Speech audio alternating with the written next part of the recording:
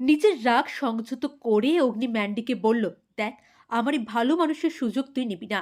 আমি খুব ভালোভাবেই জানি যে আমি তোকে বিয়ে করিনি। তাহলে কেন এই অপবাদ তুই আমাকে দিচ্ছিস? হ্যাঁ বন্ধুরা, কথার আগামী পর্বগুলিতে আপনারা এমনটাই দেখবেন। চ্যানেল নতুন হলে চ্যানেলটা সাবস্ক্রাইব করে ভিডিওতে অবশ্যই একটা লাইক করে দেবেন। কথা অনেক কষ্টে অগ্নিকে বুঝিয়ে বাড়িতে নিয়ে এসেছিল। বাড়িতে মিলে তার সবাই মিলে খাবার খাচ্ছিল। তখনই অগ্নি বেরিয়ে যেতে চাইছিল।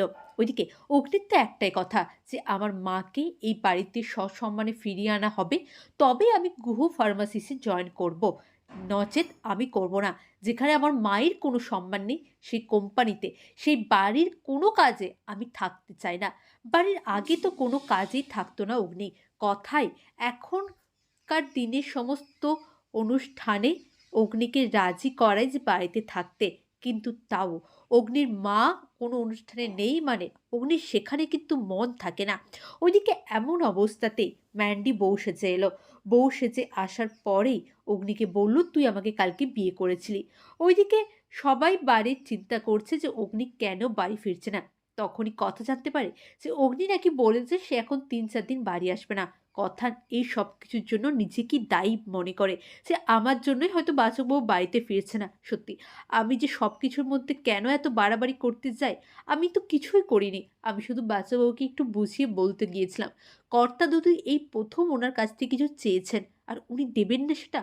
বারবার বাচ্চাবাবুকে ফোন করার চেষ্টা করে কথা, কিন্তু অগ্নি ফোনও রিসিভ করে না। ওইদিকে ৩ দিন পরে যখন অগ্নি বাড়িতে ফেরে, তখনই আবার এই কাণ্ড। ম্যান্ডি বউ সেজে হাজির গুহবাড়িতে। কিছুতেই এই অপবাদ তো সহ্য করবে না অগ্নি।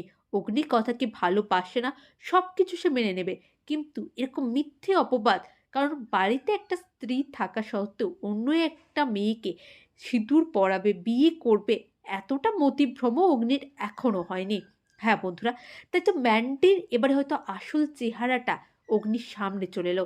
কি করবে এবারে অগ্নি? কিভাবে এই ম্যান্ডিকে শায়েস্তা করবে সে?